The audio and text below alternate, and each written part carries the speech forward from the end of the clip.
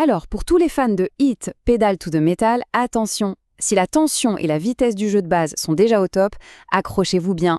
Aujourd'hui, on plonge dans le projet 66. C'est un module fait par des passionnés et franchement, c'est incroyable. Ça transforme le jeu en une véritable saison de championnat, complète et super intense. Mais avant de commencer, un point super important. C'est la philosophie même du projet 6. L'idée, ce n'est pas du tout de réinventer le jeu qu'on adore. Non, pas du tout. C'est le même jeu, mais en mieux. On lui ajoute juste une couche de stratégie, plus de profondeur, ce qui crée une vraie histoire tout au long de la saison. Alors, voilà ce qui nous attend. On va suivre le déroulement d'une saison complète, pas à pas. On commence dans le garage pour préparer la voiture, ensuite, direction la piste pour les qualifications et la course. Après ça, on parlera de la lutte pour le championnat et on finira par voir ce qui rend cette expérience si spéciale. Ok, c'est parti. Section 1, projet 66, hit amplifié. En gros, qu'est-ce que c'est que ce projet 66 ? Eh bien, l'idée, c'est de passer d'une simple course à une simulation de saison complète. Fini les courses uniques, un peu sans lendemain. Là, chaque Grand Prix compte. Il fait partie d'une histoire beaucoup plus grande, l'histoire d'une écurie qui se bat pour le titre. On enchaîne avec la construction de la voiture de course. Parce que oui, une saison, ça ne commence pas sur la piste. Ça commence bien avant, dans l'atelier. C'est là que tout se prépare. C'est la phase de construction, de personnalisation de la voiture. C'est vraiment là qu'on pose les bases de la stratégie pour toute la saison. Et ça commence fort avec la draft initiale, un système qui rappelle un peu Seven Wonders. C'est super malin. Chaque pilote reçoit 4 cartes d'amélioration simples, on en garde une et on passe le reste à son voisin de gauche. On répète l'opération jusqu'à avoir 4 cartes. Le résultat, eh bien chaque pilote se retrouve avec une configuration de voiture de départ complètement unique. C'est hyper simple, c'est rapide et ça garantit que pas une saison n'en ressemblera à la précédente. Et c'est pas fini. La stratégie d'équipe débarque tout de suite. Les deux coéquipiers d'une même écurie mettent leurs 8 cartes en commun. Et là, faut discuter. Qui prend quoi ? Comment se répartir les 3 améliorations pour la première course ? C'est un vrai moment de collaboration pour s'assurer que les deux voitures soient parfaitement complémentaires sur le circuit. Allez, les voitures sont prêtes, les moteurs chauffent, on passe à l'action sur la piste. Et ça commence avec un moment clé de tout week-end de course, les qualifications. Et là, c'est une super nouveauté. On oublie le tirage au sort pour la grille de départ. À la place, on a une vraie séance de qualif en 3 étapes, un peu comme en F1. Ça se passe en Q1, Q2 et Q3. À chaque phase, les 2 plus lents sont éliminés. Ça continue jusqu'au face-à-face final entre les 4 derniers pour décrocher la pole position. C'est un mini-jeu de bluff et de tension avant même que la course ne commence. C'est génial. Maintenant, l'action en piste. Une des plus grosses additions du module, c'est le Crash Team Cars. L'idée derrière, c'est de rendre les choses plus réalistes, de donner un vrai poids, de vraies conséquences quand on pousse la mécanique dans ses derniers retranchements. En gros, fini les têtes à queue un peu gratuits pour se refroidir. Maintenant, quand on fait une erreur, on la paye cash. Alors comment ça marche un crash ? C'est simple et assez brutal en fait. Chaque pilote a une carte dysfonctionnement. Si cette carte est révélée, que ce soit à cause d'une carte stress, d'un boost ou même d'une amélioration, eh bien c'est le crash.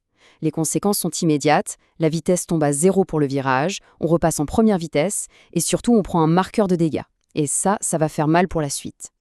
Et le truc, c'est que ces dégâts, ils sont cumulatifs. C'est ça qui est intéressant. On le voit bien ici. Avec un seul dégât, rétrogradé de 4e en 3e coûte plus de hits. Si on arrive à 2 dégâts, la taille de la main est réduite à 6 cartes. C'est dur. À 3 dégâts, la voiture devient complètement folle. Elle a un bonus de plus 2 en vitesse, super difficile à maîtriser.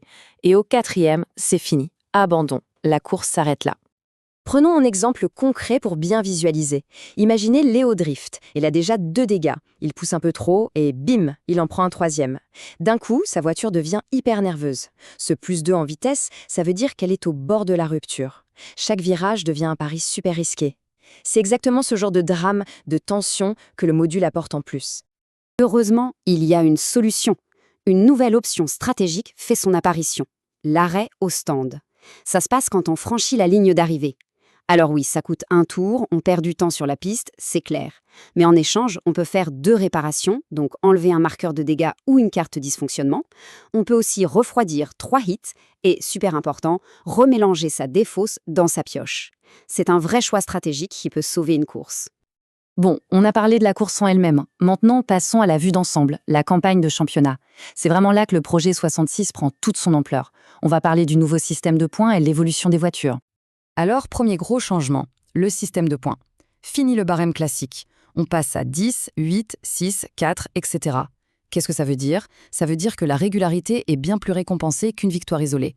Mieux vaut faire plusieurs podiums qu'une seule victoire et des abandons. Et ça change complètement la façon de penser sur l'ensemble de la saison. Et en plus des points, il y a des bonus à aller chercher. Par exemple, le pilote qui fait la pole position gagne une carte sponsor. Pareil pour le pilote du jour, celui qui a gagné le plus de places. Et bien sûr, l'écurie qui gagne la course, ces 2 pilotes reçoivent une carte sponsor. Ce sont des petits avantages, mais qui peuvent vraiment faire la différence pour la course d'après. Et ça, c'est une des mécaniques que je préfère. Après chaque course, la saison continue. On retourne à l'atelier et il y a une nouvelle phase de draft d'amélioration. Les performances pendant la course vont directement impacter les pièces qu'on peut ajouter à sa voiture pour la suivante. C'est une vraie course au développement technologique tout au long de la saison. Et cette montée en puissance, elle est bien planifiée, comme on le voit sur ce calendrier. Pour la première course, on draft parmi 32 cartes simples. Mais dès la deuxième, on passe à un snake draft avec des cartes bien plus avancées, comme les 4 roues motrices ++. On sent vraiment cette progression, cette évolution des voitures qui deviennent de plus en plus performantes au fur et à mesure que la saison avance. Mais attention, pour que ça reste équilibré, il y a des limites techniques. C'est très bien pensé. Par exemple, pas de pneus spéciaux avant la 3e course, pas de pièces 4 roues motrices les plus puissantes avant la 2e, ça évite d'avoir des voitures surpuissantes dès le début et ça simule une évolution technologique réaliste, comme dans un vrai championnat automobile. Bon, on a vu tout ça. Mais alors, au final, qu'est-ce que ça change? Quelle est cette nouvelle expérience HIT? Faisons un petit bilan. Pour résumer, les avantages sont nombreux. D'abord, on simule vraiment la montée en puissance d'une équipe. La cohésion d'équipe devient cruciale. Ça crée des possibilités de retournement de situation incroyables. Et surtout, ça ajoute une profondeur narrative et technique énorme au mode championnat. Le fait de pouvoir adapter son deck à la météo ou au circuit, par exemple, c'est juste génial. Et au-delà des règles, il y a autre chose. Le projet 66, c'est une véritable machine à raconter des histoires. Chaque amélioration, ça peut devenir le sujet d'un petit bulletin de l'atelier. Une belle remontée en course? C'est l'occasion d'imaginer une interview technique après l'arrivée. Ça donne une dimension narrative vraiment, vraiment sympa. Pour conclure, on peut dire que le projet 66 ne remplace pas HIT. Il le sublime. Il prend un jeu de course qui est déjà excellent et il le transforme en une véritable saga. Tous les outils sont là pour créer des saisons mémorables, avec leurs drames, leurs moments de gloire, leurs retournements de situation. La vraie question maintenant, c'est: qui est prêt à se lancer et à construire sa propre légende de la course ?